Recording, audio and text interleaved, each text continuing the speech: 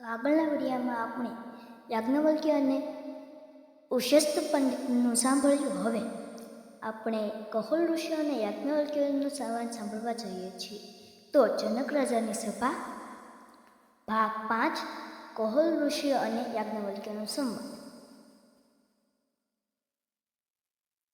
ઉશસ્ત શોક થઈ ગયા, પણ કહોલ ઋષિને સમજાયું નહીં. એટલે તેણે બ્રહ્મ વિશે આગળ પૂછ્યું.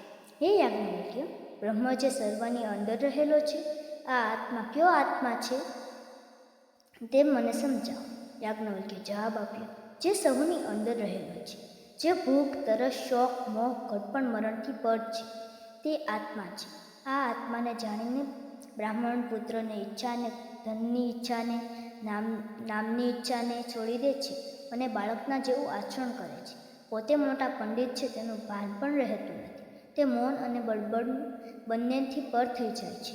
આ સિવાયનું બધું દુઃખ ભરેલું છે. આ કહીને કહોલ ઋષિને ચૂપ કરાવ્યો. તો જો આ વિડીયો ગમ્યો હોય તો લાઈક, શેર, સબસ્ક્રાઈબ જરૂર કરો.